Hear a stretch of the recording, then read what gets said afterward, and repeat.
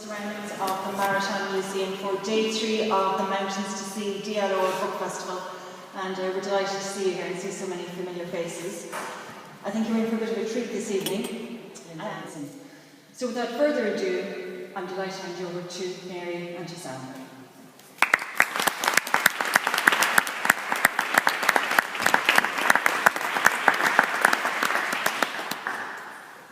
Well, as a journalist who covered the Libyan Revolution of 2011 for the Irish Times, one of the really interesting elements of the revolution was the huge Irish involvement in it. The Libyans from Ireland, whether born in Libya, grew up in Ireland, or people like Housam, born of Libyan father and Irish mother.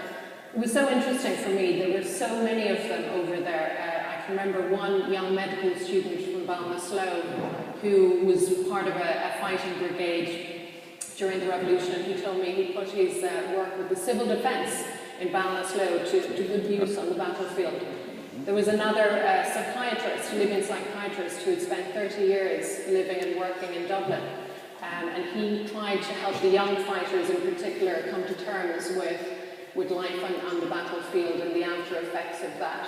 And then, of course, you had people like Housam, people who were there on the battlefield, who were taking part in this revolution and lived to tell the tale. And it's a fascinating story, the story of the Irish who went to Libya in 2011. Many people have asked me, why is there such a large Libyan community in Ireland? And it's quite striking, actually. Ireland is home to the second largest Libyan diaspora community in Europe. It's a community that has grown up since the 1950s, when you had Libyans coming to Ireland for further education, for professional reasons, and then from the 80s, the 70s on for political asylum. So we have a very, very interesting Libyan community here, many of whom went to Libya, as I said, in 2011 to play their own role in the revolution. I find Housam's book actually a very, very valuable contribution to the growing body of work on what happened in Libya in 2011. Because while we've seen a lot of journalistic accounts of the revolution, this is the first insider account, so to speak, a personal account of somebody who was there, who fought on the ground, who lived to tell the tale. And I think it's a very, very important contribution to the body of work we're seeing on 2011. This evening, Housam is going to, first of all, read a poem that he composed while he was on the ground in Libya in 2011. And then he's going to read in what, in my view, is one of the most dramatic excerpts from his book, which basically details how he and his fellow fighters entered Tripoli's Martyr Square. It's the landmark square in Tripoli, as Tripoli fell to rebel forces in August 2011. Housam. Thank you very much, Mary, and thank you everyone for coming tonight, and good evening to you all. Good evening. Just before I recite the poem, I just want to bring it to the actual moment of what people were, their feelings within Tripoli at that time. You have to understand, when Gaddafi came out on the 28th of February and gave this speech, it's called the Zenga speech now, and he came out. This was before any word of any NATO involvement, so the people were alone at this stage. It was them against this brutal war machine that Gaddafi had amassed. And his famous words when he came out on the 28th of February were, "Who are you?" And I had a lot of friends afterward tell me, jokingly, they said, "You know, Sam, were we renting the country from him for the past 42 years? Who are we? We are the Libyan people, of course." And so Gaddafi, when he stepped out on that podium, he screamed with a vengeance, "Who are you? Do you not recognize who we are? We are the cause of your worry, of you and your family leaving in a hurry. Do you not recognize who we are? We are those who leave you sleepless, that screaming voice that never ceases. Do you not recognize who we are? We are warriors for a cause without any doubt. the cause of your destruction, you dirty coward. Men you could measure on every scale, not rats like you called us, our story will tell. Do you not recognize who we are? We are Barga, we're the flame that burns your heart and that thorn in your side that will never surrender. You must deal with that fact. Do you not recognize who we are? We are Musrata, we're those who broke your nose and humbled you. We fight the brunt of your force, yet we proceed to conquer you. We are your peers, and your plans are a trick. The men we have lost are too many to think. Do you not recognize who we are?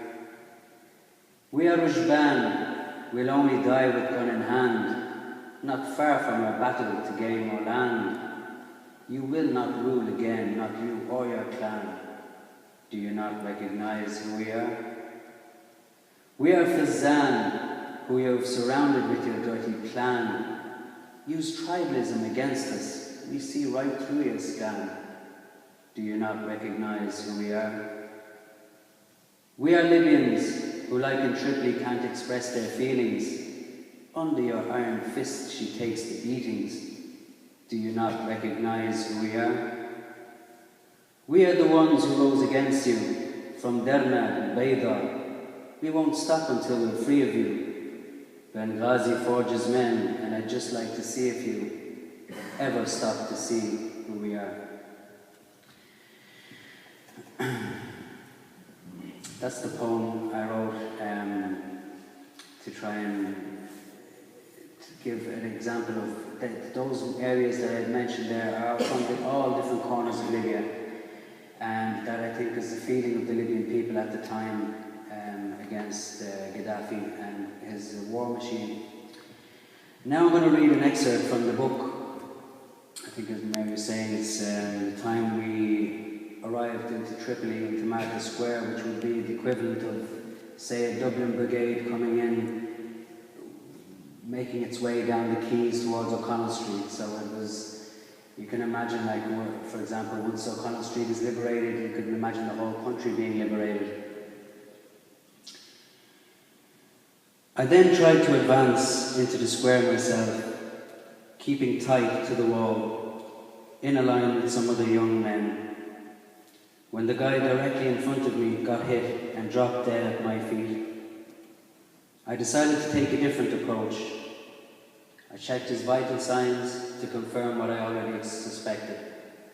I kissed him on the forehead as a mark of respect and turned around. As I moved back, I met American Adam. He introduced me to a local who was offering us access to the roof of his building, which overlooked the whole area. My intuition told me I could trust this guy, so I took the opportunity and followed. I can't recall exactly how, but around this time we got a hold of a Gaddafi sniper. And when Tabuni started questioning him, we realized we could get a lot of vital information from this guy. We didn't hold anything back during the interrogation. We found out that there were 12 snipers in place around the square and an AA gun or anti-aircraft gun down near the port firing in our direction. Maybe the one that Amur had just taken out, I thought. It was at this stage that my tank ran dry.